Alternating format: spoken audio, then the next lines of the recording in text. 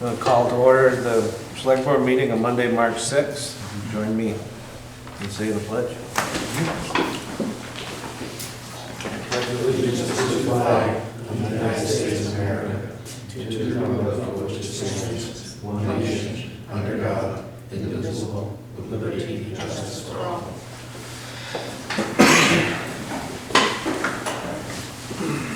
Okay, so first thing is the public informational hearing. Does anybody want to make a motion to open the public informational hearing? So moved. Second. Okay, any further discussion? Hearing none, all in favor? Aye. Okay. You want to read the notice, Brian? The letter. Yeah. I think we got to read that warning, right? Oh, I'm sorry. I would, just to be safe, usually do. Let me find that. Sorry about that.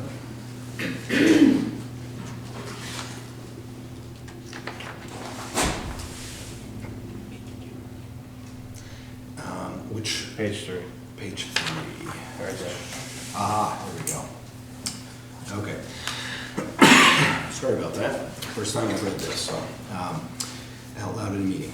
The legal voters of the town of St. Albans are hereby warned and notified to meet in the Port Washington room at St. Albans Town Hall, located 398 Georgia Shore Road, St. Albans, Vermont, on Monday, March 6th, 2023, at 6:30 p.m. to conduct an informational meeting on the fiscal year 2024 budget and articles to be voted by Australian ballot. Remote participation is available via Zoom. Voting will take place on Tuesday, March 7th, 2023 at the Collins Pearly Sports Complex, located at 890 Fairfax Road from 7 a.m. to 7 p.m.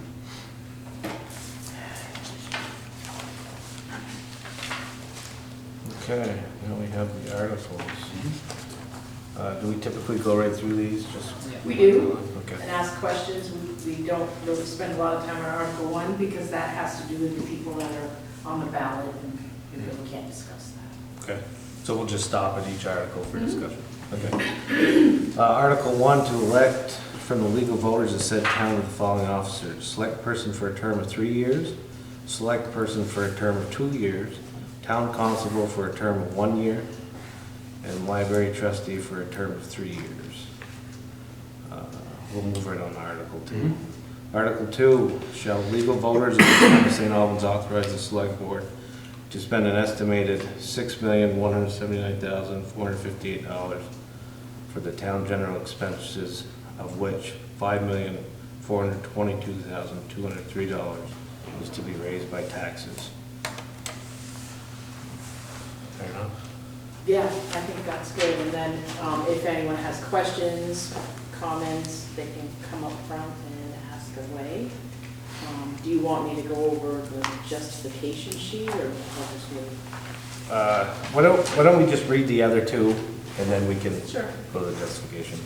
Okay, Article 3, shall the legal voters of the town of St. Albans authorize the select board to use up to $100,000 of prior year general fund balance to reduce the taxes for fiscal year 2024.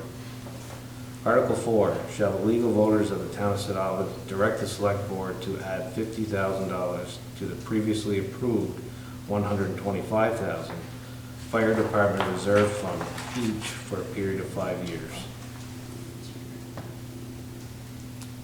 Okay. Do you want to go over the justification? at this I time? can, very briefly. It's Okay. so what I normally do every year is put in the town report. There is copies of it on the back table. We kind of go over, it's just a 2-page document that goes over what each department we're proposing for the budget.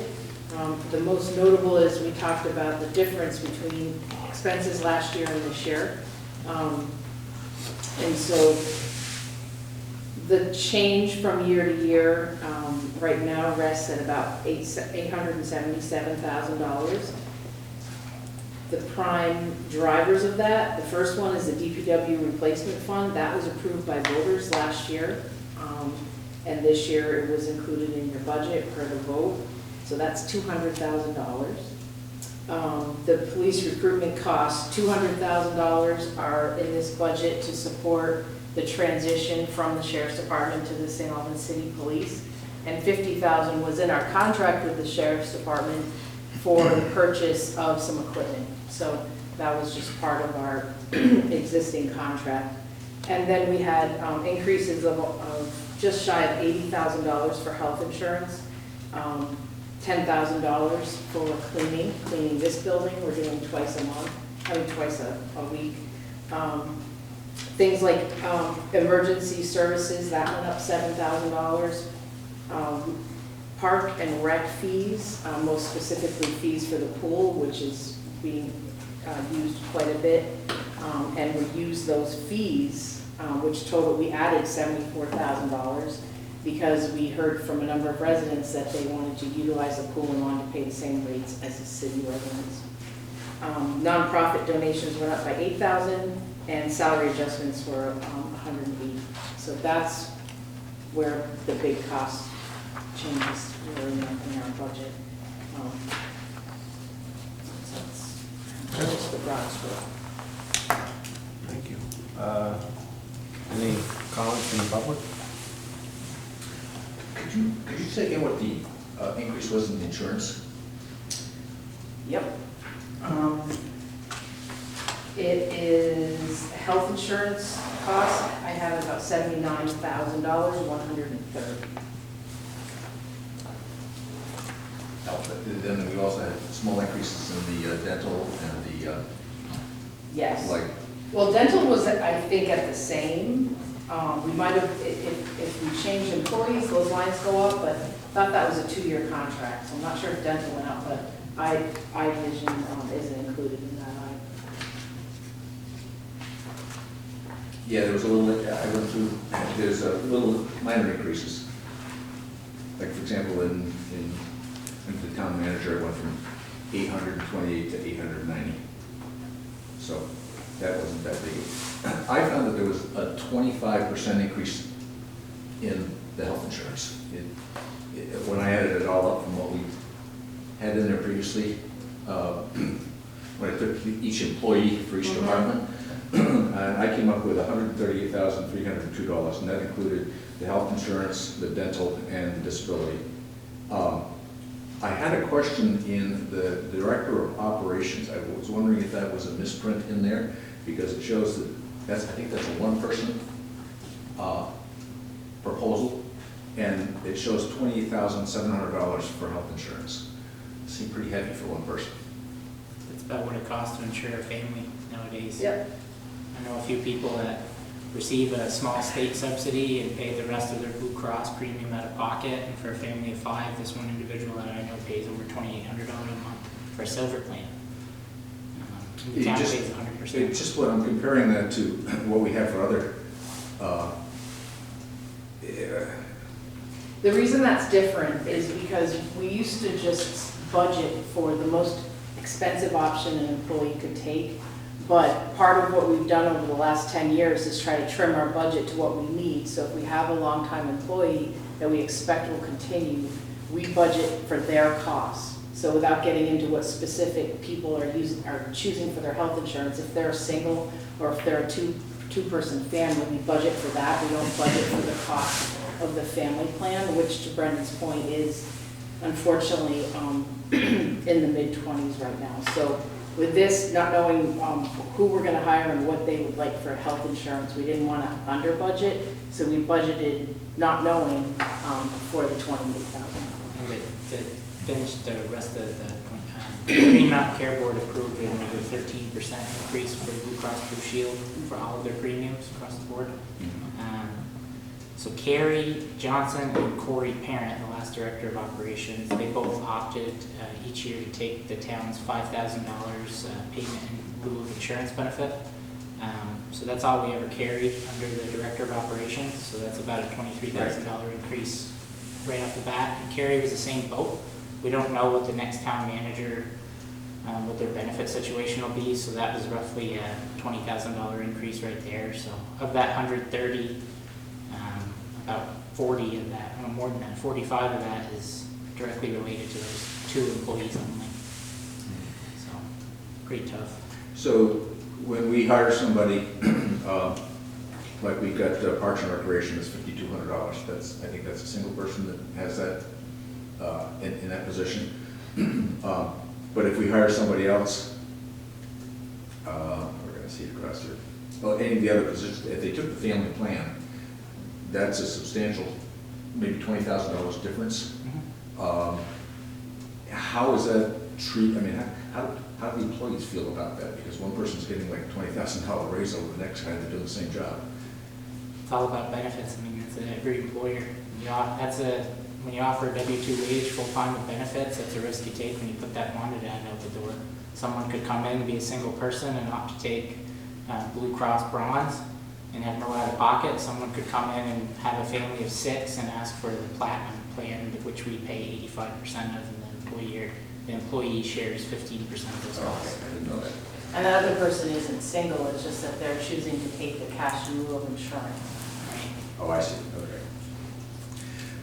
And I think we get our insurance from the, was it the League of Cities and Towns?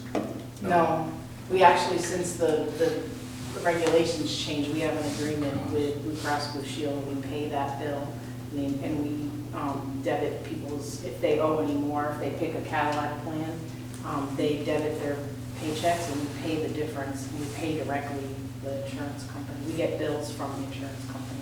Our property and casualty insurance is through the league's passive fund. That's the acronym. I think it's the Property and Casualty Insurance Fund. That's the acronym.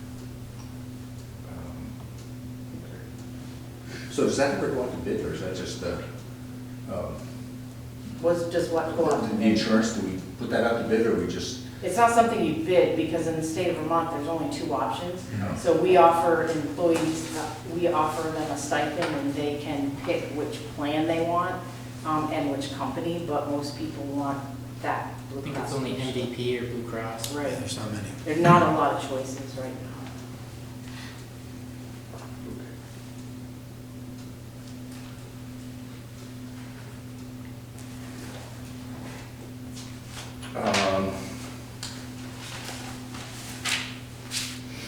Do you want a few minutes? Because David, right behind you, had a question.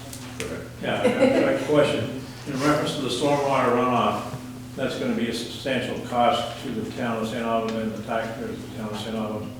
Hill Farm Estate is going to be looking how they had an increase in their costs of taking care of their problem up there, close to $5,000 to $6,000. How do you tell the taxpayers in that area, or anybody that has stormwater runoff, that they're going to have to correct it because we're required by the state of Vermont? Just like that. Pretty much, yeah. Just like that, I yeah. mean, It's a state permit that wasn't overseen properly by who issues stormwater, which agency? Is it DEC or just A&R? I think it's A&R. It's A&R, and they have tens of thousands of stormwater permits across the state that renewals didn't come in. Homeowners associations didn't seek the renewals that are required every year.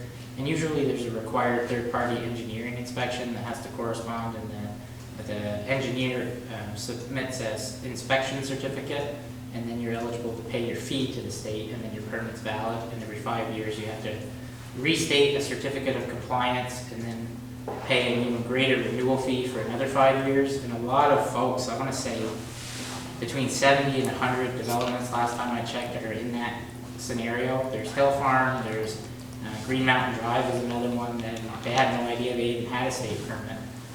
The problem is if we don't face that head on and partner with these homeowners associations with the stormwater utility to rectify these issues, and in a number of years it'll be a title issue, and it'll affect the marketability of their title.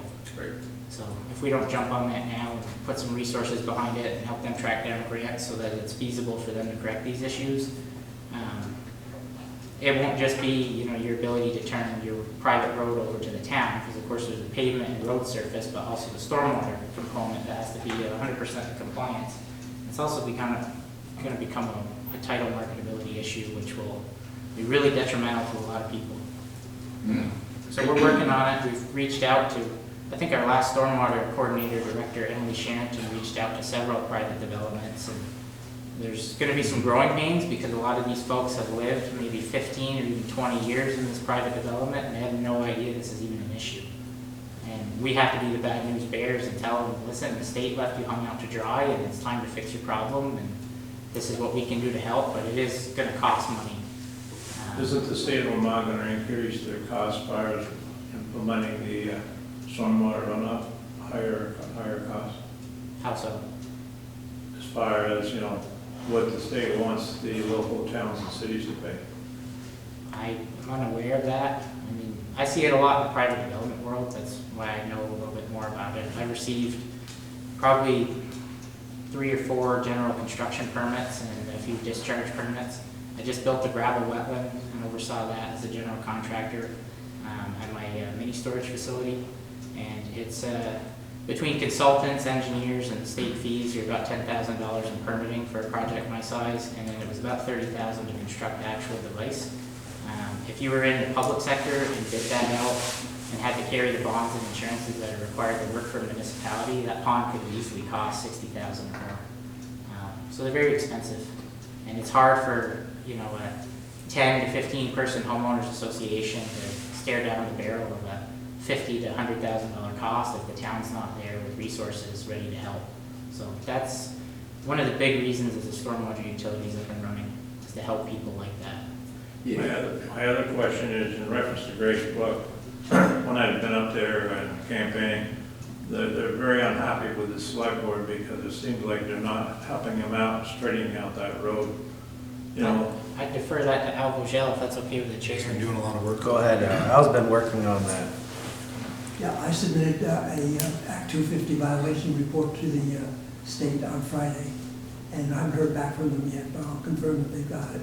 Basically, we went to the original permit and the 2 subsequent permits, and they all state in perpetuity that the road has to be maintained.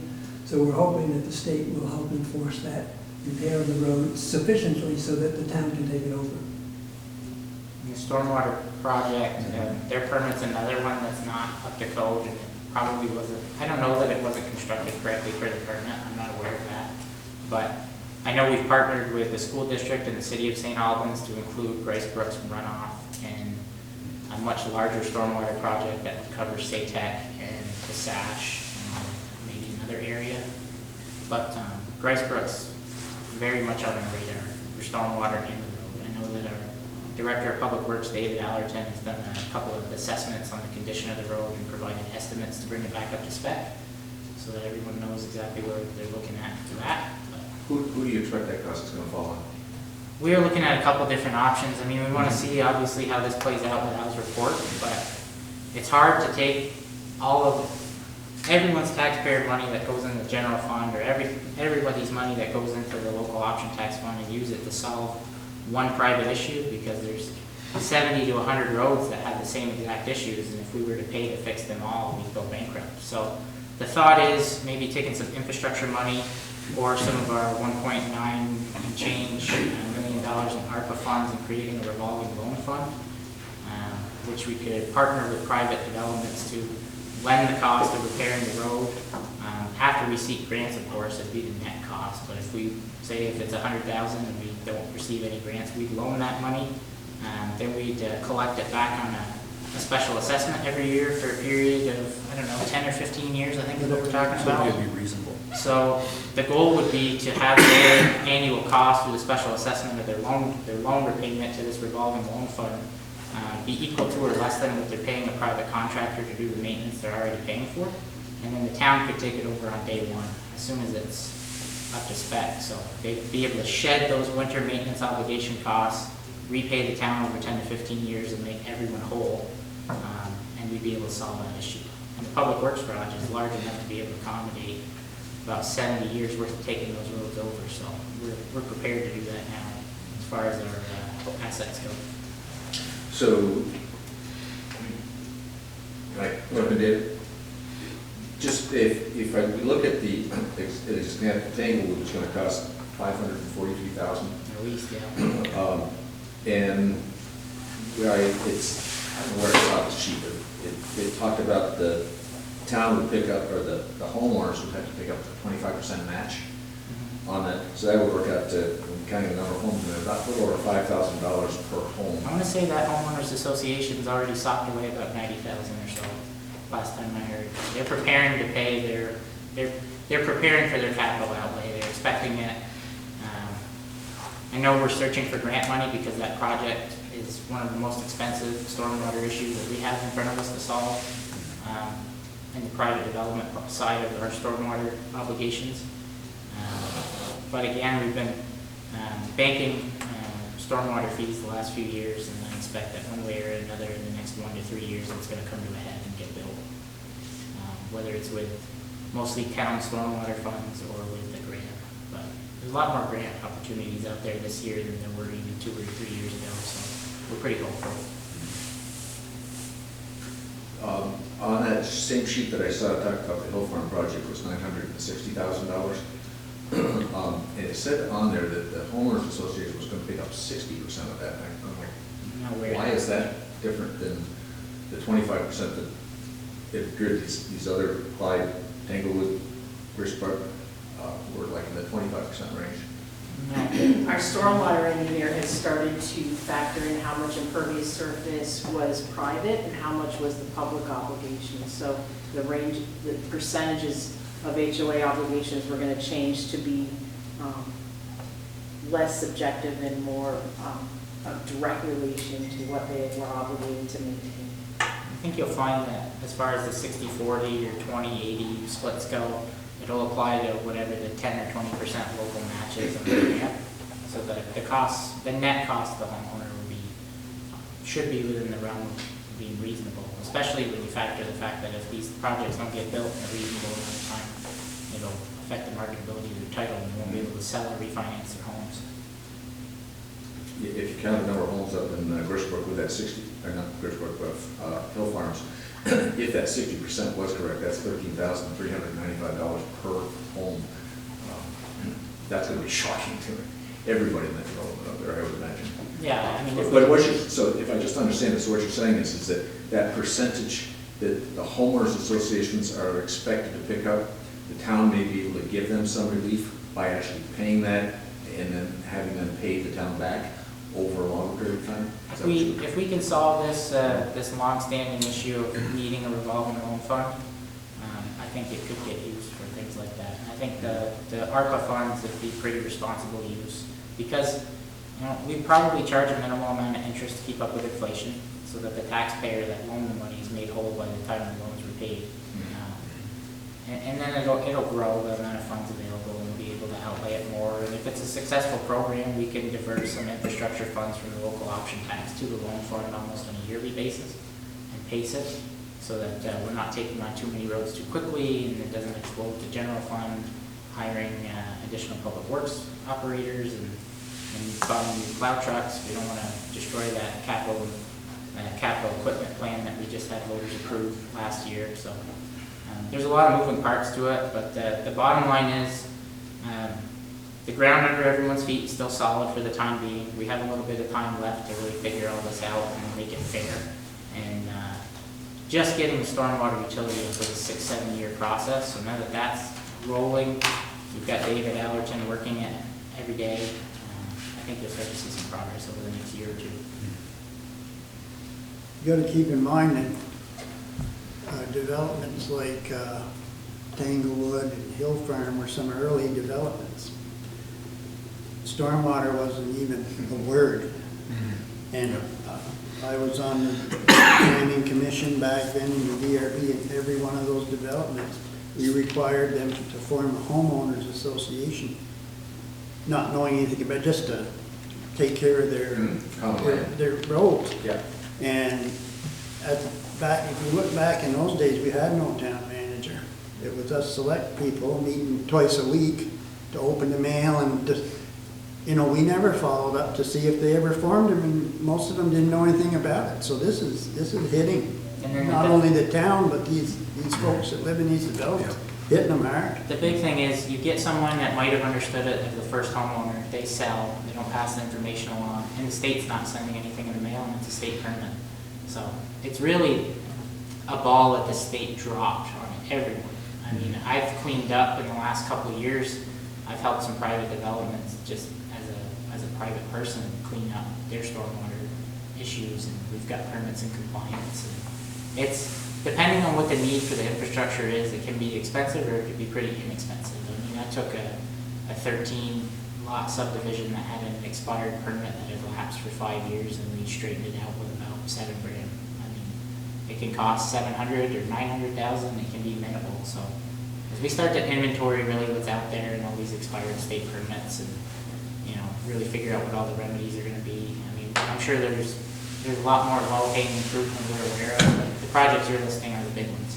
In Clyde Allen Drive, we received a $360,000, I think, grant to design that project. There's all kinds of them. I mean, it's kind of depressing when you sit down and look at the list of all the people that just don't even realize the cards that they were dealt when they bought their home. You mentioned grants, and that there's a ton of money available out there for grants right now. Do we have anybody in the town that's designated to write grants, or is it just? Megan Sherlin and Dave Allerton are working on that. And I think Albans helps out intermittently. We have a one ad out for a administrative assistant to be shared between community development, stormwater, and public works, and a big portion of that person's workload will be facilitating grant applications. They might take technical information from Megan and Dave and fill out the grant, or write the grant, and then have their department head for whichever department has jurisdiction of that particular grant review it and submit it. But yeah, it's something we're definitely prepared for and working on. Yeah, with the amount of money that's out there, I mean, I would think it would pay to hire a person just to sit there and administer and write grants all day long for the next 2 or 3 years. Yeah. While the feds are willing to send the money north. We rely on regional planning. They help us quite a bit. They helped our last public works director write better back road grants and class 2 paving grants. And I'm sure Dave Allerton will reach out to them if there's so many grants out there to apply for that we can't handle. But yeah, it's on our radar, and we're working pretty hard to bring in as much. Dave Allerton calls it OPM, other people's money. That's what we're trying to bring in. I agree.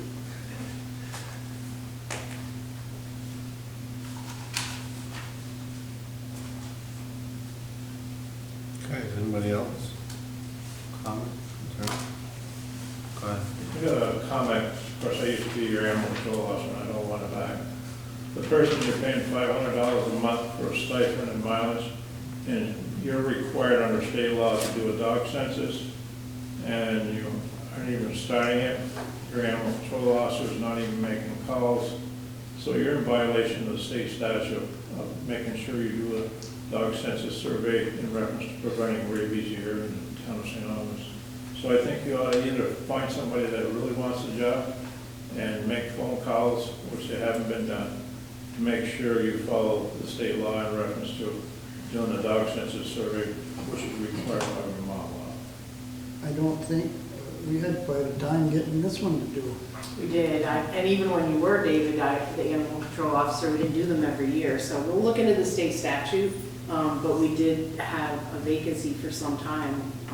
It's a Definitely. challenge to get people to do this. It's definitely not a job that people are eager to apply for.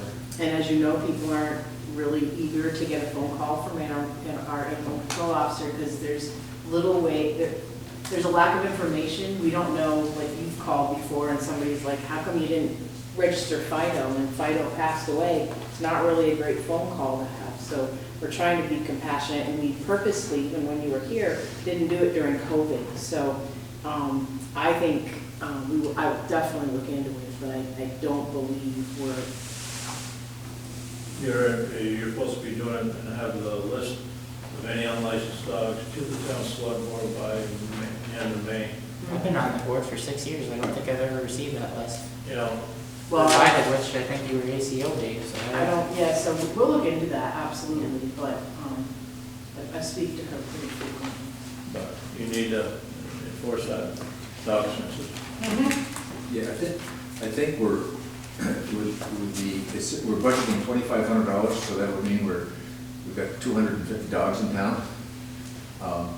I knocked on 900 doors, and everybody didn't greet me, but all the dogs did. There was 1 or 2 dogs in every house. Well, not every house, but at least 80% of the houses had a dog, I would say. So, my mother always said, watch the pennies and they turn into dollars. And when my first blink, when I looked at that, we're bringing in $2,500, but we're budgeting $13,000 for that position. My first said, I want my $10 back and do away with the dog licensing, but I've been reminded that there's state laws because of the rabies, so we have to do that. But I would think that, I know how long it took me to hit 900 houses. I would think that if somebody worked on it full-time and just knocked on the doors and then counted the number of dogs that they could hear inside the house and then leave a slip in the door and say, you know, come to the town hall, you've got 2 dogs that you need to register. And they didn't have the slip in front of them. I mean, to me, it's a minor thing, but We're laying the pennies groundwork are- for better, for more accountability. We accept dog license payments online now for the first time. And again, finding somebody that's willing to undertake a mission like that is next to impossible. We've done it It's before, tough to Dave, find the bodies. but we have done it before where we had door knockers. So you had the animal control officer's name, number, please call me.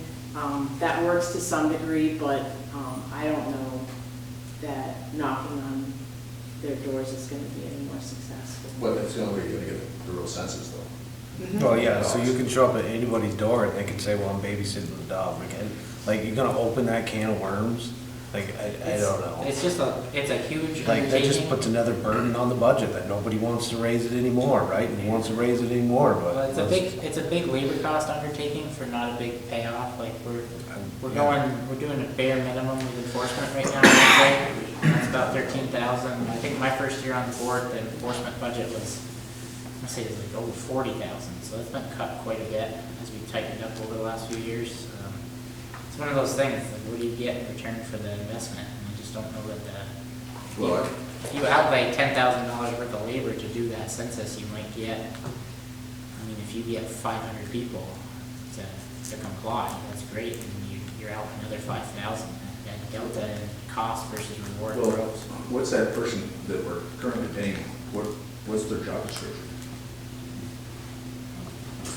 We have it, I have it in my office, I don't have it memorized. But they're responsible to answer calls 24/7, answer calls and research, you know, things like a bite to make sure that when we get that fax from the hospital that the person has, the dog has the right shots and the person doesn't have to get rabies shots. So they respond to police calls too.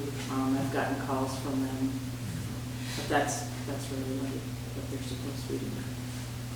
So since you retired, Dave, we haven't had a good animal control officer. But I hear there's a bunch of stray dogs in town that are really glad we retired. I don't want to die.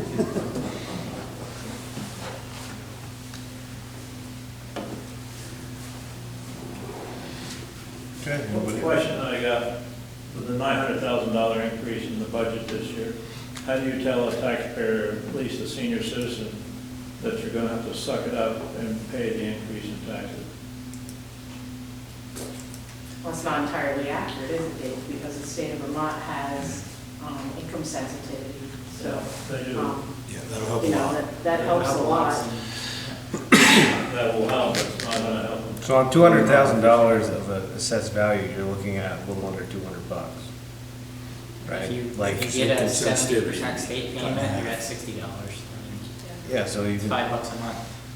it's not, some people make it out to be like it's $1,000 a month extra. And I'm always for not increasing taxes, but like, if you want to start cutting stuff, what department are you going to do away with? How, you're going to move the town backwards. Like, you want to go 10 years back, and then it's going to take you 30 to get where we are today. I think we're at a good point, and I'm happy with the budget. Well, if you add up all of the things that are really outside of our control, 4% on average across the board, raises with inflation is probably 7-8%, which is effectively a pay cut to an employee. If you add up the health insurance increases and the investments we have to make to the town manager's health insurance line and the operation director's health insurance line, the $200,000 that voters overwhelmingly approved to fund the capital equipment plan for the Department of Public Works last year, that goes into effect this fiscal year. $200,000 to fund our portion of readying the St. Albans Police Department, to be ready to take on our coverage needs as part of our historic and landmark deal for policing water and wastewater services. We've got another $100,000 of an increase due to just the fund balance. Last year we had $200,000 to apply. This year, due to inflation and the overall tightening of the budget, we only have $100,000, so that net difference gets applied to the amount to be raised by taxes. If you boil it down and really back out everything that's outside of the board's control, there's about $125,000 in play that we could have cut.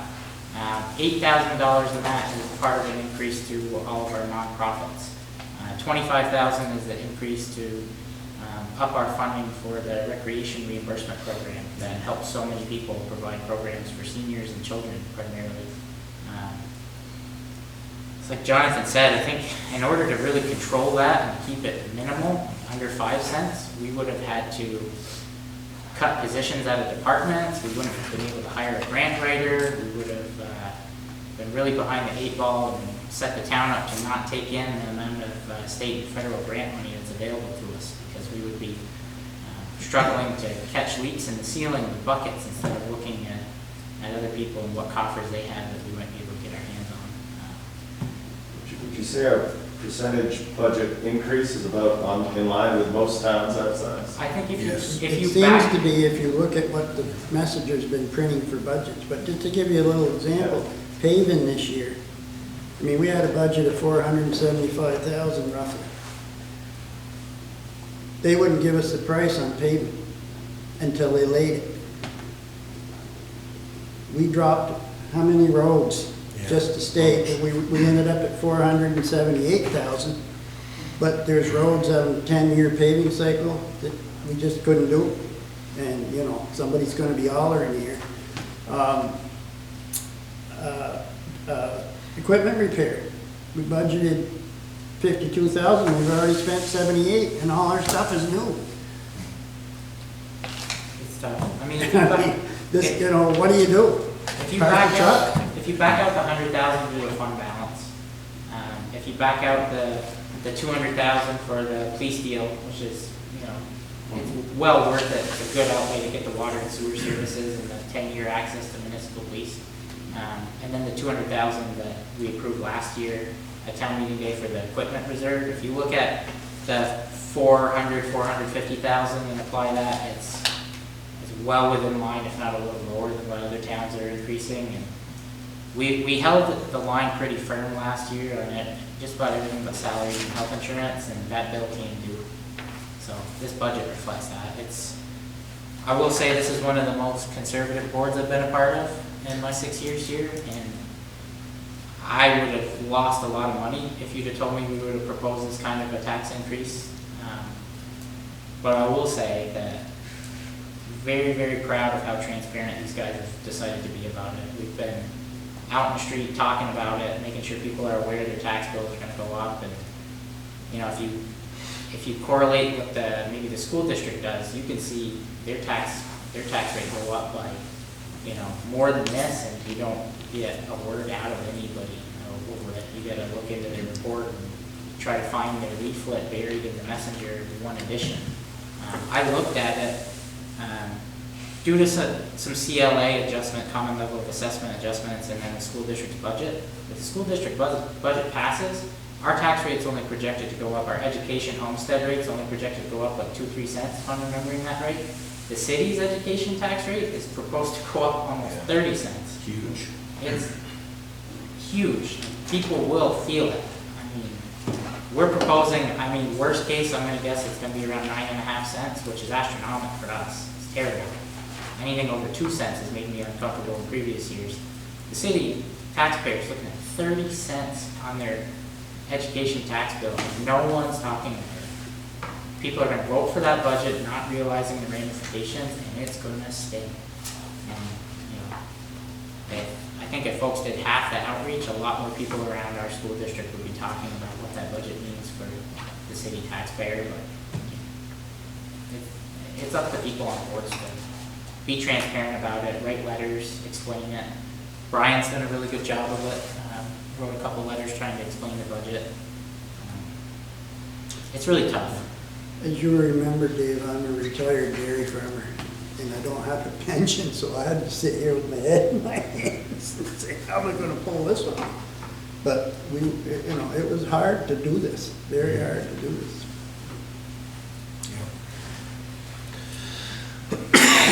There was a line item in the budget that talked about the interest that we earned last year was $900.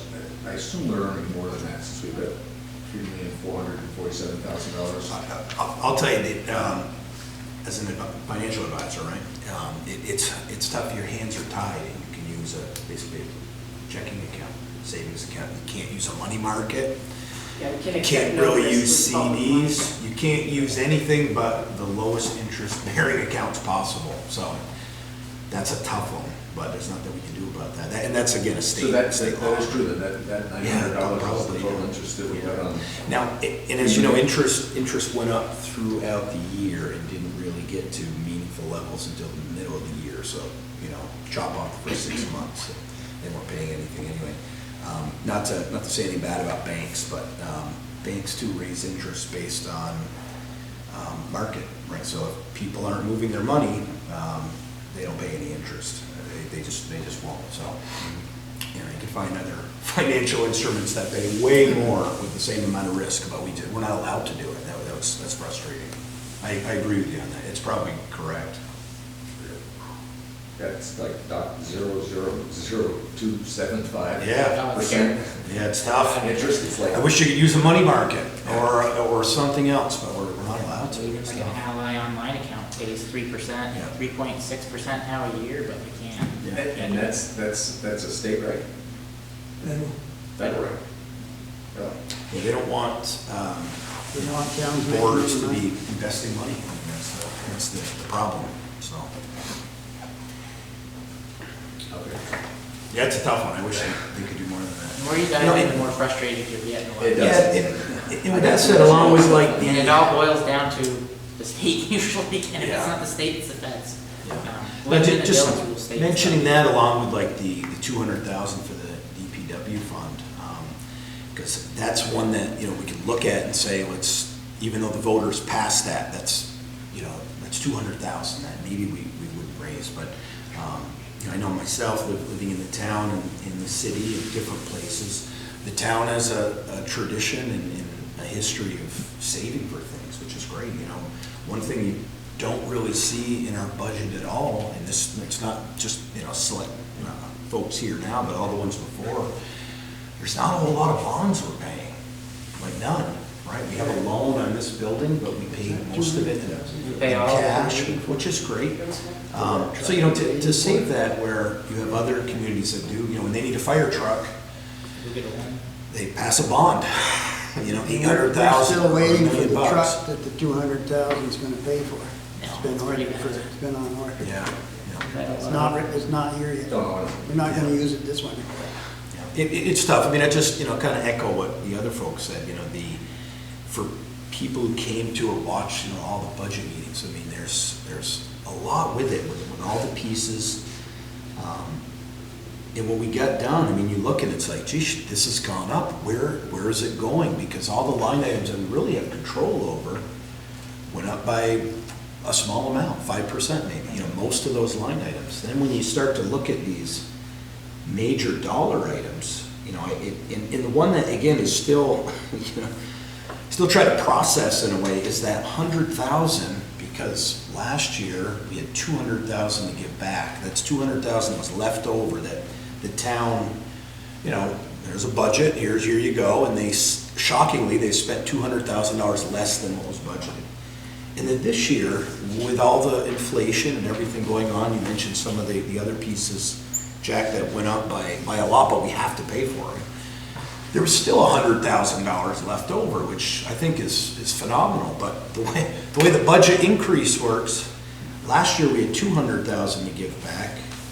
This year we have 100,000 to give back. That shows up as a $100,000 increase. We've had years where Which we've is- given back as much as $350, I would Yeah. say, in my time. I mean, I could see that happening next year because there are some things in here, like the 200,000 for the police Yeah. agreement. We may not spend all of that. I hope we don't. A obviously, but we may need to get a cruiser and hire some folks. That could have money coming back. I know there's been discussion on the Director of Operations position. I know when the original budget came, it was zeroed out because Al said he wasn't willing to continue to work right past the summer, which is great. And I know I believe it was Al who mentioned, and recommended we should have that position. It should be basically a CFO type person was his recommendation, and that sounds important. We should do that, right? So that's another one that's in that has increased that salary line because that has the insurance piece too. I know when I worked in schools, it's same exact thing as here. If I was fortunate enough, my wife worked at the medical center, so we had her insurance. So that means I got a $5,000 check, which sounds great, but it saves the town money too. It saves the town a lot of money, right? Instead of paying my family of $28,000, I get a check for 3 or 4 or 5.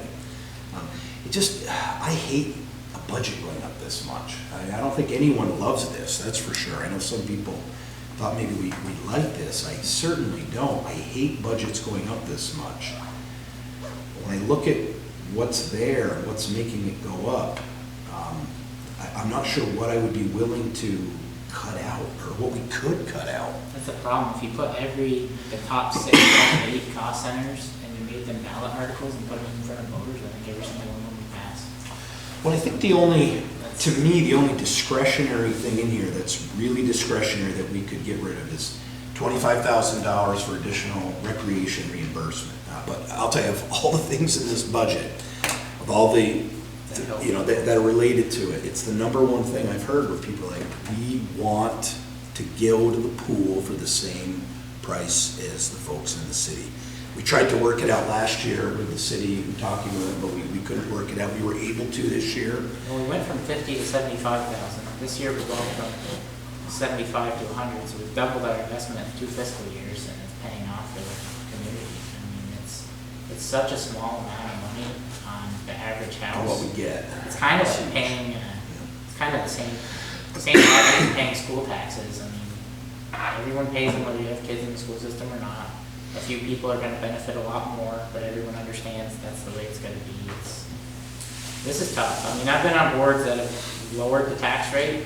This one's obviously going to increase it quite a bit. So this Director of Operations, that's what you're talking about? Correct. I've read all kinds of stuff that it was a backup for cases the new manager got sick and this person had to step in. In the very few days that, I'm not pointing at Carrie, I'm sorry, I'm looking that direction, but in case a manager is out, right, it'd be good to have a point person. That wasn't, I never understood that to be their primary position. In an organization this size, is even number 2 in the organizational chart. I think of it like a school. You have an assistant principal that has a full-time job to do lots of different duties, but if there's a particular day where the principal's out, then that person would be acting principal. And I guess I looked at it kind of that way. But their role, we thought, as we discussed it, was more of a CFO. Someone to really look at the numbers, maybe even take the lead on grants, things of that nature. I'd be in favor of that person if they were going to be a CFO grant writer. Absolutely. That's the vision. Absolutely, yeah. That's what we funded it. We're hoping that the next town manager hires that person, so it's part of building their team. We are, I think I've read that we're currently interviewing for people. A couple of slots, 3 slots I think it is. When would they come on board? Which slots do you need, Dave? Are you talking about the town manager or other? Well, there was a town manager, but I think there was this person here, maybe The admin assistant? yeah. It's hard to talk personnel, because if we get to the point where we have an offer letter out, and if there are specifics about who might come and when. I guess my question just is that if we are interviewing 3 people, and when would they come on board? Because if they came on board in April, we haven't funded that. Well, the town manager position, we've interviewed 1 round, so we're gonna do another round, but Carrie's done in September. September 1st. And, you know, we're thinking they're gonna come on late July, so she can Right. start. I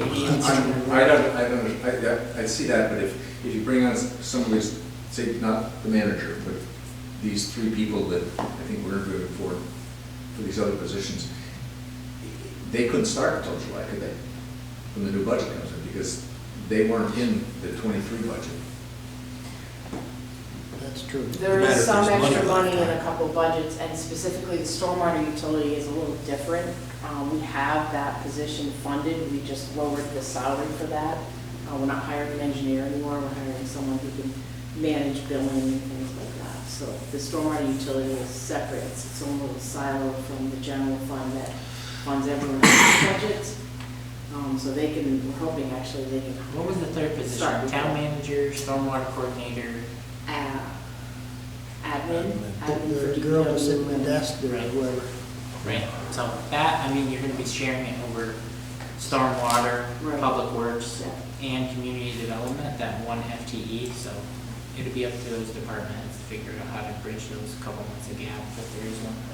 But, I mean, a budget, especially when you're in the private sector, is more or less a planning document that guides you through your year. And the municipal realm of things, the government side, it's a little bit more rigid, but there's still some flexibility for managers within statute to be able to make moves, specifically personnel moves that position the town to be in good shape.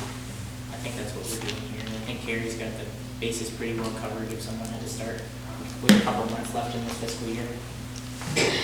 We've also, Alvo Jala is not, I don't think you're taking the same level of salary that Corey Parent was taking, and that position's been funded and vacant for a number of months now, so there's some savings there to realize to use towards these startup costs, so to speak, but we need to get the administrative assistant and the stormwater coordinator online for the purposes of going after grants.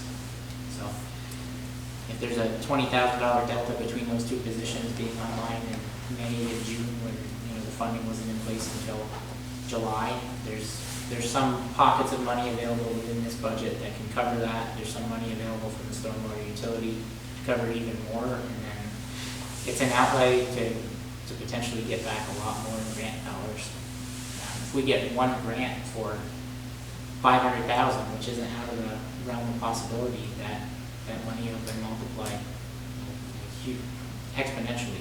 So that's where our head's at, I think, with offering those two positions out a little bit earlier. In years past, when it came time to vote on the ballot, we had between, from 2010 to 2016, we had between 19 and 9 items that we voted for. The numbers just seem to go down less and less and less, so everything just seems to get grouped into the budget. A lot of folks said, if we're going to spend that much money, I'd like to see line items, that I have the ability to, line item veto, I think is what it's called. Why have we gone to, that's that transparency thing that gets brought up to me. It's, we used to be able to see 19 things on there that we're voting for. Now we're seeing one line item that's got everything lumped into it. Unless you take a deep dive into the budget, you really don't know what you're doing. Most people don't have time to do the deep dive. Well, I can speak to Done for a that. year, so. Well, I mean, I can when speak we to that. started out years ago, we had all, with our capital plan, I mean, we had a bunch of line items that, put this much in it in the fire department, this much in public works. So we had all those things individually voted on. I mean, those funds are there now, and when we need a piece of equipment, a lot of times we can write the check. So the way it used to go when I first got on the board is we'd ask for so much to purchase a piece of equipment and then to fund its replacement. So we'd essentially be budgeting for it twice. We had a bunch of restricted funds because say if we bought an F-350 and then the article that we bought that truck with included money to replace it. So we were putting money in a sinking fund as part of that article every year. But by the time we get to the point where it's time to replace that truck, we need a tandem for that route now. We're in tough shape because the voters voted specifically to replace it with an F-350. There's also a lot of instances where if something's gonna pass 5-1 every year, why bother to have it be an article when it can be embedded in the budget? Fire trucks are one of them. I think you'll see people, we asked for a 5-year period of 125,000. This year we asked to add 50 to it to cover us for inflation, to make sure we're still in a position to not have to take loans on any of our apparatus. That's also because Bob said He needed the it. fire truck department was needs it. not what it used to cost. So instead of, Kim, we do go to voters, and when we bought the Quint ladder truck, we asked for, what was it, up to 800,000 to make that happen.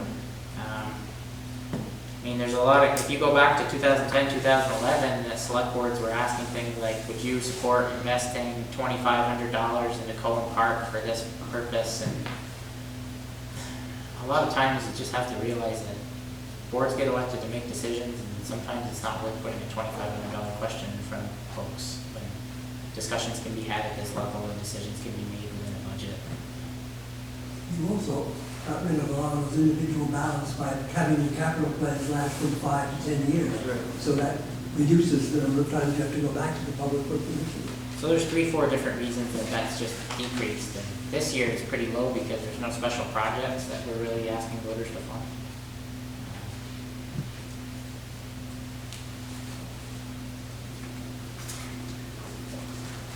I think I'll get killed again. On the, I'm used to doing a business budget, so a government budget, something different to me. First time I'm really looking at these things. But when I did a business budget, I used to have to project out what I was going to bring in for business, for what my income was going to be, and then I would put all my costs down below the bottom of that and see if we were going to make profit at the end of the year.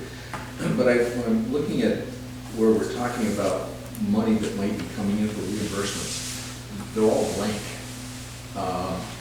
And I didn't understand why. I mean, like the lot, local option tax brings in about $1 million. That's pretty constant every year, I would think. So I don't understand why that wouldn't show as $1 million of income. That's been a specific gripe of mine going back the last 5 years. Yeah, at least. I've said that too. So we had an outdated accounting system that needs to be updated sorely, and we had a way of budgeting, especially on the revenue side, that's incredibly inaccurate. I can get a revenue report in September that says we meet 100% of a revenue line just because it wasn't budgeted properly. Those are things we're going to have to work through for the next few years, but we have an elected clerk treasurer that does a good job within the confines of the resources that she has, and I think we're going to have to start providing some more resources and maybe some additional training to be able to get this where it needs to be. You're not wrong. So if we do take, like we take the $1 million in, what does that actually affect the budget? Would that be Well, it- 25? and that's, So we it don't- actually doesn't, because, Yeah. but by, because the double entry voters account. passed it. Well, also, it doesn't go to the general fund, it goes to its own, The only its amount to own be bank raised by account to raise a couple $100 in interest. the, But that's what's being used, right, to pay for this building. It's gonna pay for roof repairs on the stone house, it's gonna pay for sidewalks, so infrastructure things. But it's not part of the general fund, so I believe that's why it's not really gonna show up in the budget too well, because all that money goes directly into its own account, and that's not the select board is. From whenever what was it 2012, when they passed the law, right, so, back to that time. so we book 0 on the expense side. If we booked $1 million in the revenue, we book 0. We book $1 million in the expense budget, so our budget would be higher. The amount to be raised by taxes would be the same. So we'd be booking an expected income and then a transfer from the general fund into the local option tax infrastructure fund. Double entry accounting can be a pretty steep learning curve when you've just been in general business accounting. It's incredibly frustrating. I'm looking at a report right now. As far as taxes go, this tells me that we received 147% roughly of what we budgeted for taxes. I, as a six-year board member, can read into that, and I now have a pretty concrete understanding of why that is. But someone, like Brian that's been on for a year is gonna have to ask a lot of questions to get up to speed. And if that's the case for us, then it's definitely the case for the public, which isn't necessarily acceptable. But it's one of the things that we have to work through for this next upcoming fiscal year. It's on our radar. I think the reason that we are looking into the director of operations being more of a CFO role is to provide that accounting background resource to the clerk treasurer to be able to correct some of these issues. And that's not to put any kind of crosshair on the clerk treasurer. She's doing what she can with the resources she has. She does an excellent job with elections. The reports, especially the expense reports that she provides, are accurate. Very few warrants even need corrections before they, after they get to us by the time Monday rolls around. Anna and Lisa work very hard. But we need to provide them with some more resources so that we can bring new age accounting techniques and software into the town's fold.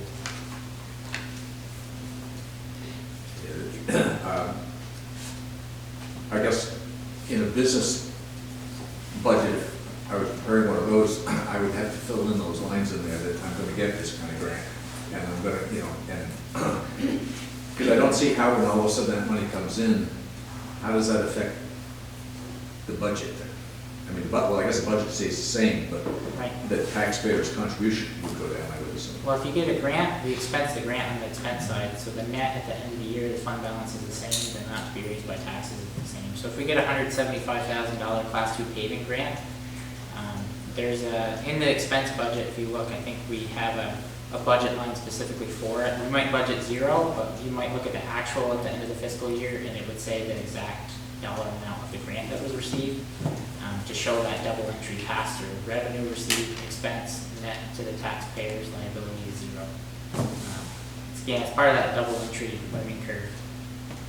Whatever comes in, you have to book how it goes out, and if there's a net difference, it'll affect the amount to be raised by taxes when we're raised.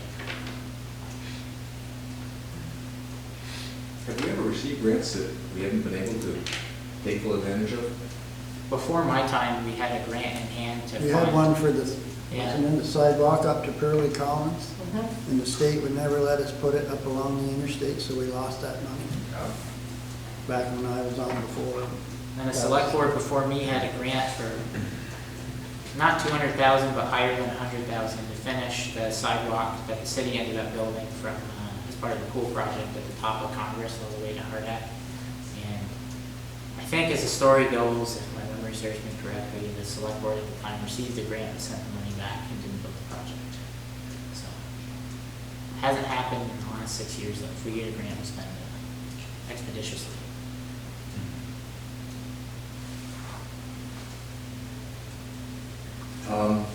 Same kind of thing that I was talking about, not showing the revenue. And if we go down to the, on the miscellaneous income, like the Bay Park events and all that stuff, we're showing no income coming in there. I would assume if we took in $5,000 last year, I would assume we should be able to shoot for $5,000 again this year.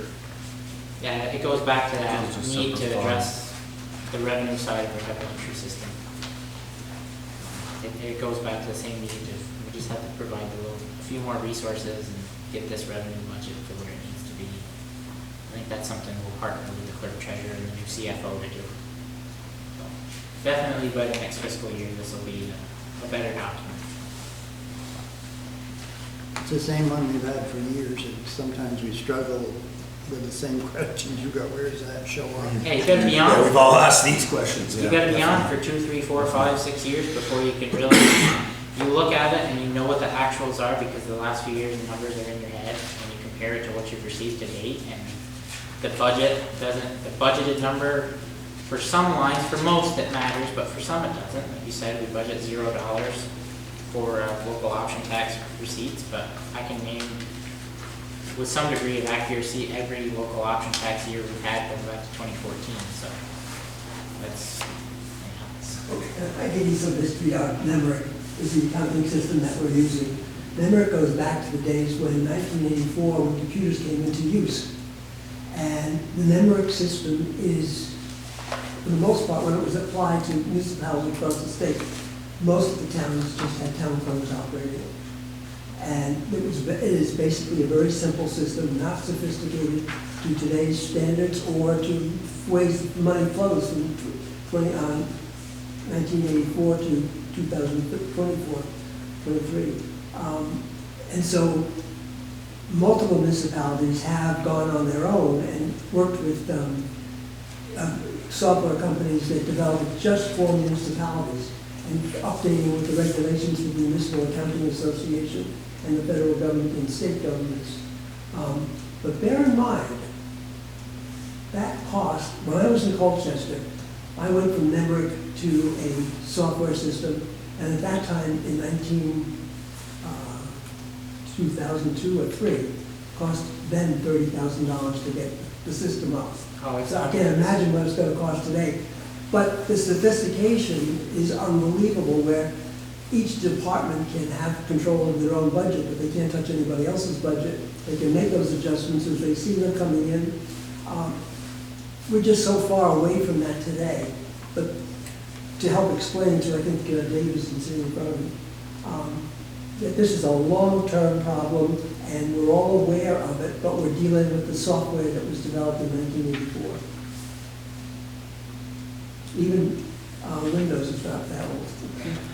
Yeah.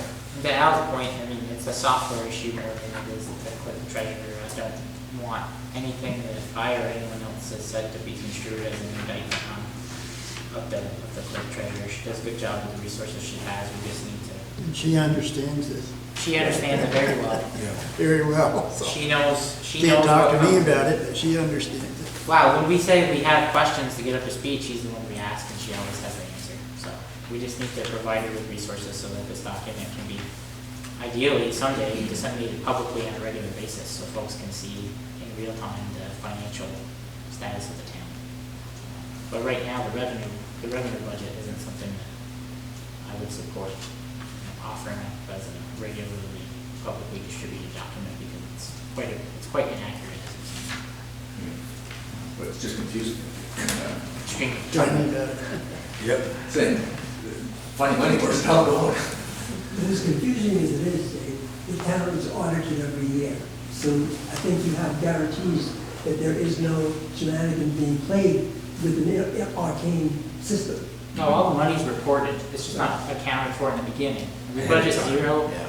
but if we receive, $1,095,097, that's exactly what gets reported, it's accounted for. We can look in the books and see where the transfers were to which account.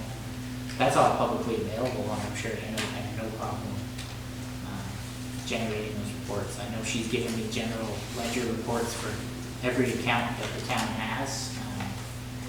She is an open book as far as the town's financial status goes.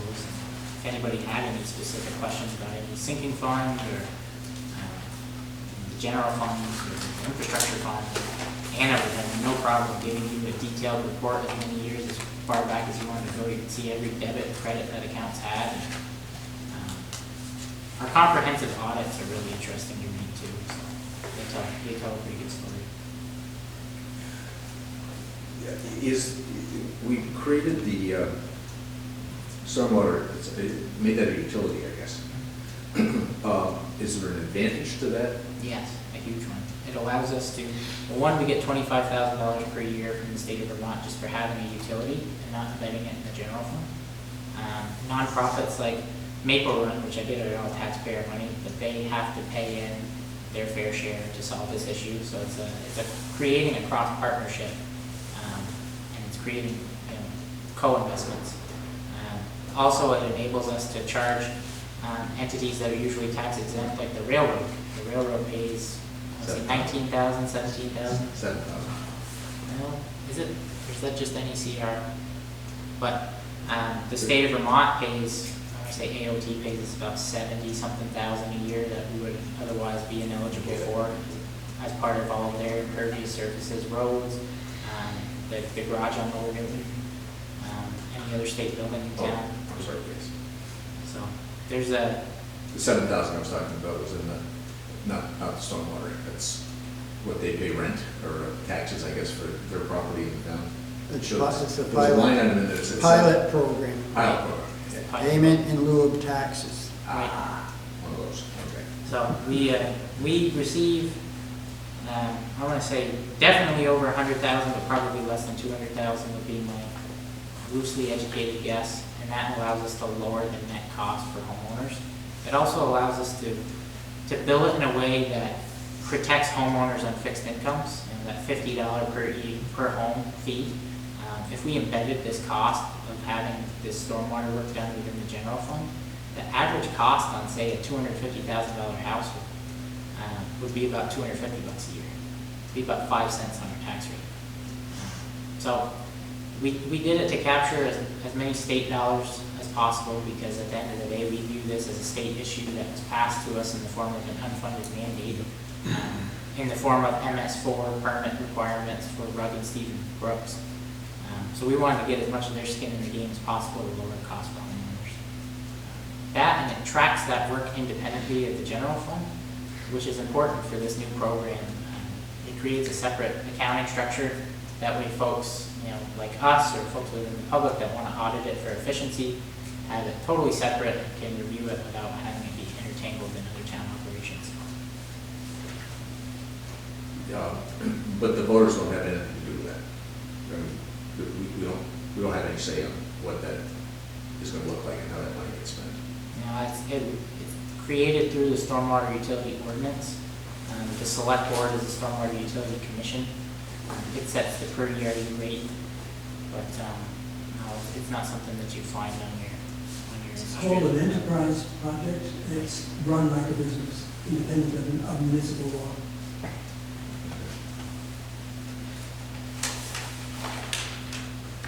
That's all the questions I have. Anybody else?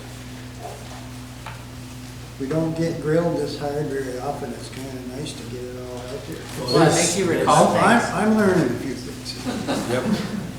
I suppose I think everybody being civil too, it's nice.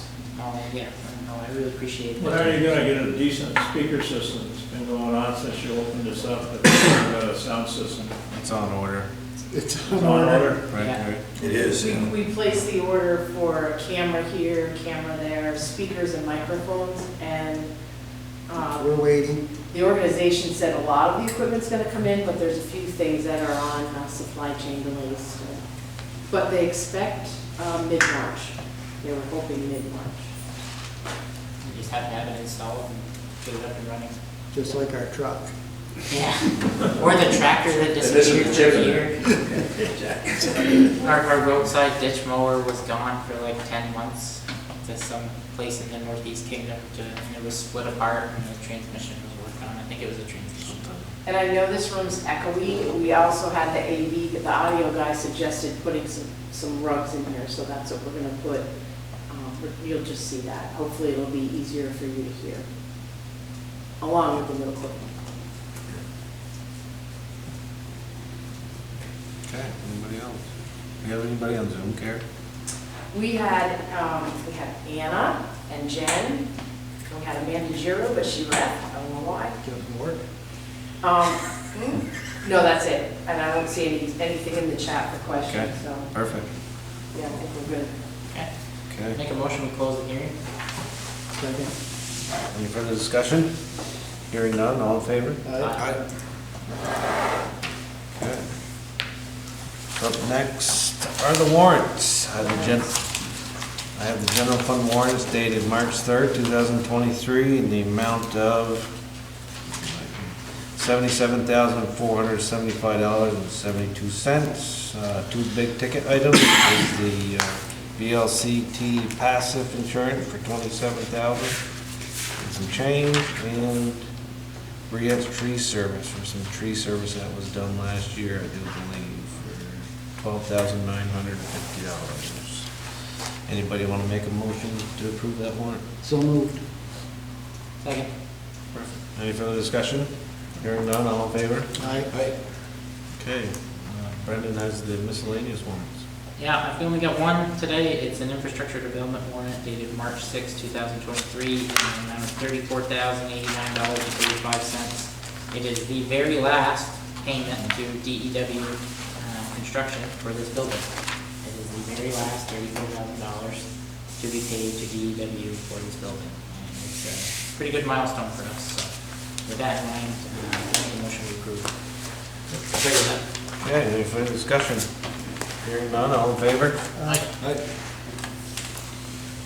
Okay, Brian. Payroll warrants, we have just one because we met last week. So payroll warrant dated March 3rd, 2023. This one's in the amount of $22,712.52. This is obviously a non-agency payroll, so I make a motion that we accept the payroll as presented. Second. Any further discussion? Hearing none, all in favor? Aye. Okay, minutes. You have the minutes in front of you from February 27th, 2023. Anybody want to make a motion to approve? I'll make that motion. Yeah, I'll second it. Perfect. Any further discussion? Hearing none, all in favor? Aye. Aye. Okay. Public comment. Anybody want to make a public comment? Everybody wanted to talk about the Button Road. But, The Button Road, remember you wanted? yeah, that's all broke up like it was back to dirt road almost, because when they repaved it the last time, they ground it, and they ground it so thin, that when they put the new stuff on, it's just breaking right up. You should take a ride on it, you want a treat. Bad, potholes and everything there. Say the Button Road off of 36? Yeah. That's Button Road, yeah, you go up over the top on Route 36, and it's on the right, as you go down. Can we pass that along to Dave and then? Yeah, Dave should Of course. definitely check that out. It's where Dickinson, the dentist, lives. Yeah, yeah. Oh, And the other thing is the road sign for Sean Drive disappeared. Oh, For which I bought one, you bought one, now we need another one. somebody named Sean must have it in the garage. But I think that road needs to have something done. When was that Go paved? back to dirt or How something, long ago was that paved? How long ago was that paved? because it's really bad. You know how long? when was it paid? Do you 21. remember? 21. Years ago. Couple? Yeah, I think it was a couple, 2 or 3 years ago, it was done, they ground it and then they Yeah. paved it. 21 or 20 that was paid. But they should have never done it. See, they went in with that big, Thing was that big keep paving, rototiller paving, and paving, chewed it don't all make up.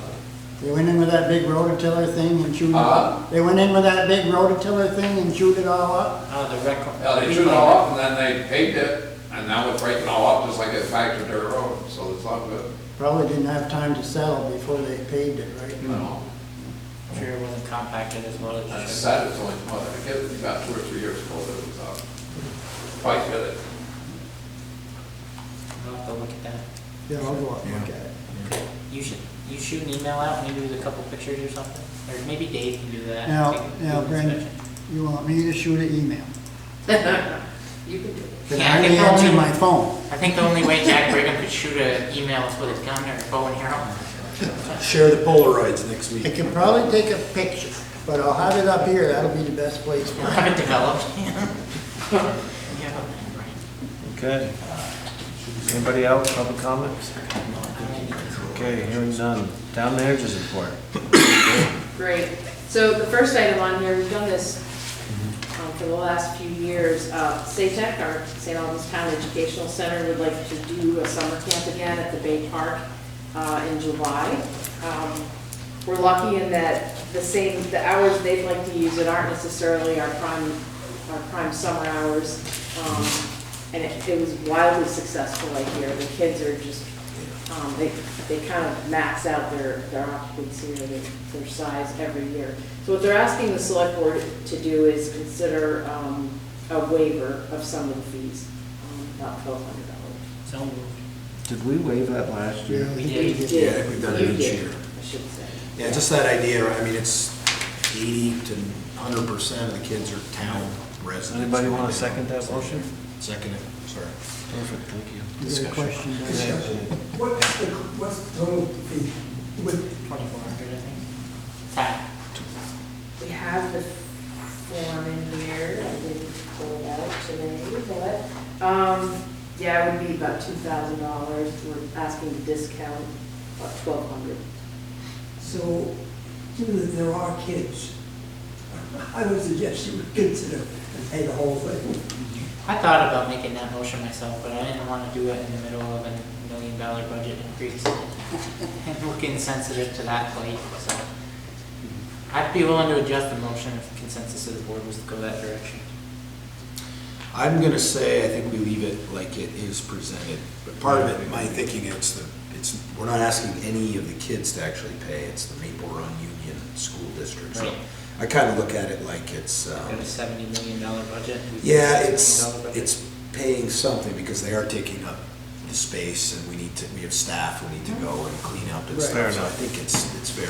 We're definitely not making any money on it, but I think having, I thought about that too. Yeah. about It's somewhat of a community service. Right. Yeah, I mean, it's still, it's a good break, it helps that program they have. When you think keep about costs down. where, like, my grandfather was, not to go pick down or anything, but like when my grandfather was a kid, he'd tell you stories that if you didn't get there by 6 o'clock on Sunday, you weren't getting a spot for your towel for your family to sit. No, that's what it used to be. And he likes to point at the sign, in the bathhouse, 15 cents for this and 10 cents for that. He said, those were in play when I was a kid, and, they meant something. So we've done things like partnering with SATAC and make sure that this is the 3rd or 4th year for this program. Third, yeah. It's awesome. Live events, which is awesome. Bring more people in. We've got the walking path. We're rehabbing the stone house. Little League softball. Attended a couple of their board of directors meetings, and now they're playing just about all their games in the day. And John Montaigne's doing a great job of helping the parents make sure the fields are straight before they get there, so they don't have to leave work early to tend the field that other people otherwise wouldn't pay any attention to. So we're doing a lot more as a town for kids. In the last 2 fiscal years, we've doubled our reimbursement investment for kids primarily, so it's pretty cool to see. And I think that really stems, the board before I got on, in 2016 to 2017, I think the average age of a select board member was well over 70, I think it was 73. Yeah, so, Yeah, and Well, nowadays, I mean, you've got 4 people, kids, yeah. Got 4 people with kids. no, kids. Now, point the kids. Okay, so there's a motion and a second on the floor. I think we heard enough discussion. Yeah. All in favor? Aye. Thank you. all right, so one thing I did forget at the beginning of the meeting is, are you receptive to amending your agenda to talk about the cannabis control board? I was gonna make that motion to amend the agenda, but I didn't know if it would be better to bring it up under other business and review the application and ask questions about it as a select board, since we're also the cannabis control board. My thought is, it was such a close article. I think that legalizing cannabis only passed by 80 votes. To have the first real cannabis control board meeting talking about approving the license be unwarned, I don't know that it would be as transparent as it should be. But we've got a gentleman who's come here today with a complete application that we can read and review and ask some questions about. So I think we should meet in the middle and maybe figure out if we want to open as a cannabis control board, do we have the authority to do that without warning it on our agenda in advance? If yes, do we want to do that and then not approve this application until we can do it on a properly warned meeting? Or do we just want to remain as a select board and talk about it under other business and then warn it and then approve the application, presuming it'll get approved at our next regular select board meeting after we can warn them that we'll be convening as the CCB and discussing this. So I guess, how do you guys all feel about that? I think we can talk about it as a select board for right now. I think so too. I think we've got somebody here, brought all the information we need. Let's review it, ask questions, and then give the public a reasonable opportunity to participate at the next meeting. And I'm sure that probably no one will show up. We got more public than we usually have Yeah, right tonight. exactly. Let's So put do it you on. want to discuss that now or as Yeah. other business? I would say under other business, since it's a catch-all. Then the only other item under town manager was that you got copied on the Beta Technology Act 250 permit update. No motions requested. And that's it. That's all I have under town manager. Okay, the next select board meetings are Monday, March 20th and Monday, March 3rd at 6:30 PM. Monday, April 3rd. Yeah. Oh, sorry, my bad, April 3rd. Yeah. Okay. And then other business? Guess. Guess we're gonna do that? Yeah. So I have a brief, Al prepared a very large cannabis control board program for you. This is just 2 slides from the VLCT slideshow that they presented that highlights what the local cannabis control board can actually evaluate and weigh in on. Only 2 pages. Yep, that's it, that's all you get today. Yep. The first paragraph, though, states that as the local cannabis control board, you're supposed to focus on, does it meet the zoning regulations, and as far as signage and noise, or some disturbances, right? So you can't, yeah, if you could come up, that'd be great. It specifically states in these documents that we'll give to you for the next meeting. You can't really get into the meat and bones of like what is already gone through for zoning. And the state's running each applicant through another whole large list of things, so. Just want to be careful. VLCT highlighted on many different occasions that we have to stay on the lane. That lane is what, this? That lane is to address only zoning and signage and things like that. And so I'm not sure you can get into any of the Do other. we have any kind of a report from Megan with those Yeah, I was issues? gonna ask that her. are identified? I worked with AJ and Megan. We did zoning, signage, fire marshal. We've met, to my understanding, every requirement locally and from the state. And this packet has a copy from Megan. Oh, Or was yeah. it from you, I'm sorry. Yeah, permits. It shows the zoning permit, the state permit, the fire safety permit. Yeah, you got a certificate of compliance, so. Yep. The state has now said to us, you've met all of those requirements to date, and the next step is here. Yeah, so they've got, Yeah, we just got this I was, going now. when we went through zoning, I was under the impression there was no local compliance board yet, and I don't believe the select board had taken on that responsibility. yeah. I had reached out many times to see if anything had changed prior to this meeting. My emails were not answered, so I did call and follow up today. I wasn't even aware that there was a meeting today. So I apologize for bringing this to you, what appears to be last minute.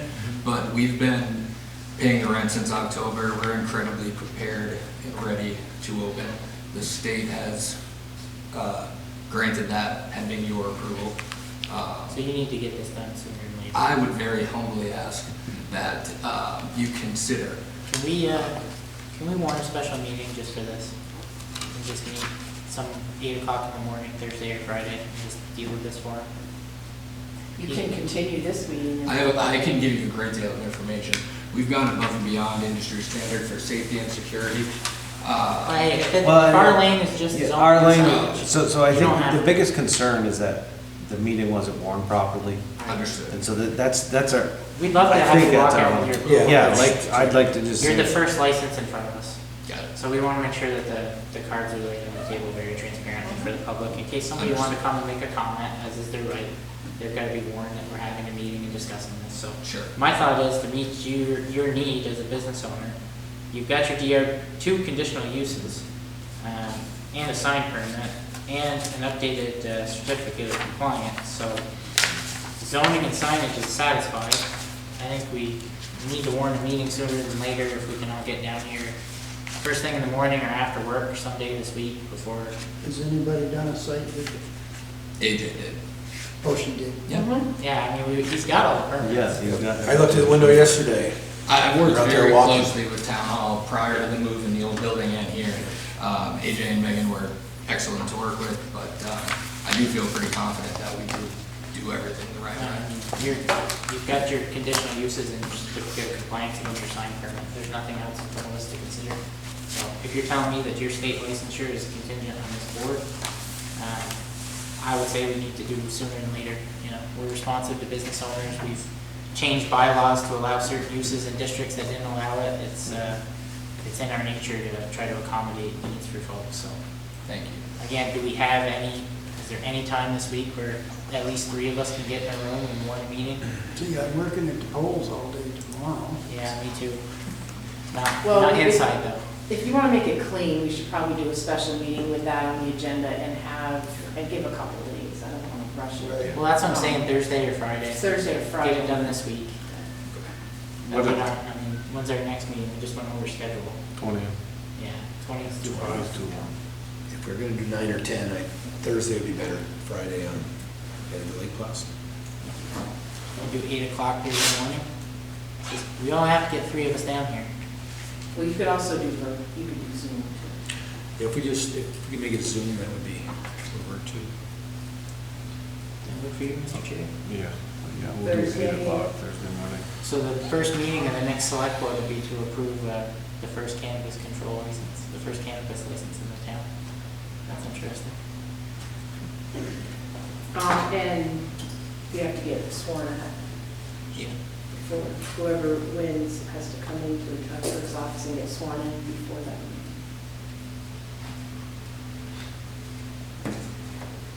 Okay, so we're saying Thursday? Thursday, Well, then if we do it in the morning, that gives you 2 business days to try to get this over to the state CCC, Cannabis Control Commission. they also call They themselves. gave it to us in writing today, that as soon as they hear word from you that we're approved, that, like, we already says approved in our So CCB. you can open, like, Our online portal in the CCB actually already says approved. The state has approved us, but they're waiting for the local to. so if we get you this Thursday morning, when do you think you'd open, just out of my curiosity? We were unable to purchase or stock any product until this is completed. But as soon as it is, we're gonna be ready to move it and get open probably in a day or 2, I think. There's a lot of farmers and wholesalers in Franklin County that are eager to have a place to showcase their local product to their friends and family, so we're working pretty closely with them. Good for you. Yeah. Can I ask a question? Is your meeting on Thursday a closed door meeting or something I should attend? Totally public. Okay. And Roy, that's the point, just so anyone who may want to come and make a comment can do that. And just, how do you pronounce the name of the business? Mother plant? Okay, so make sure, got it.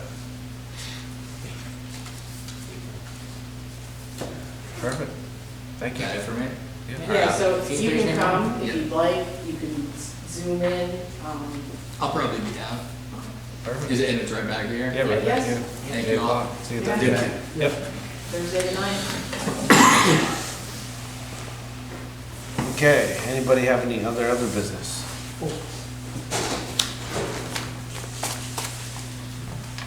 I was contacted today by a couple of young fellows that are applying for a community recovery and revitalization grant. They're looking to purchase a large farm here in town, and they need a letter of support from the Select Board, Regional Planning, and FDIC. And they were asking if we could do that for them. We want to add that to the Thursday morning agenda and get that packet out to us and then talk about it then, after we get to read up on it. Do you have a lot more information? I don't. I just got. Their name and number? Name and number and copy of the application. I just said I had a meeting tonight, I'd bring it up. I mean, we I could guess do they've that. already talked to Tim Smith, and he's given him a letter, so. I wonder if Tim could come down and maybe explain a little bit. We can more do that, detail. yeah, maybe on the 20th, I'm thinking. I don't know. Yeah, I don't Yeah. think it has to be Getting done. kids to school and stuff. Yeah, let's, Have Tim come. well, then that Al, would you're on ever be regional organized. planning, right? Yeah. So you should figure Well, you out can what they're ask trying to do. I'll look it up. You can ask the applicants to come too, if you'd like, a little bit of heads up. Yeah, We put it as an agenda item on the 20th. okay. Is that soon enough? I don't know. We don't know. I don't know. Okay. That was my only thought for Thursday, because a lot of times there's deadlines, Right. and a lot of times. I don't know if this is that time sensitive. When we, yeah. Well, if they didn't mention it was, they should probably know, right? What's that? They didn't say it was time sensitive, right? No, they've got a long way to go to get there. Yeah. All right, so let's do it for the Yeah. 20th, Let's so do you it. have something in your package you Yeah. can read. Okay. And sometimes, once they get letters from like Tim Smith and others, we can see what they wrote. I would think Tim probably knows more about this Mhm. grant than we do. He just showed up on the back porch and said, would you bring this to the, yeah, okay. Also, you can tell them to actually just come down and drop it on my desk, that'd be great. You know, it'd be quicker, so Yeah. you don't have to do it, because I would have more time to talk to them about it. Okay. But if you give me that piece of paper, I'll promise I'll give you a copy then. Okay. Right now, Mr. All right, that's fine, it doesn't. So he can, Okay, This is, perfect. Anybody want to make that motion? Sure. Make a motion to enter executive session to discuss a contractual and personnel matter where premature general public knowledge of the subject matter would place the town at a substantial disadvantage. I further move to enter into executive session to discuss a contractual and personnel matter under the provisions of Title I, Section 313A1 of Vermont statutes, and to invite the town manager, Carrie Johnson, and the interim director of operations, Howard Dillon, to join us. Okay, any further discussion? Hearing none, all in favor?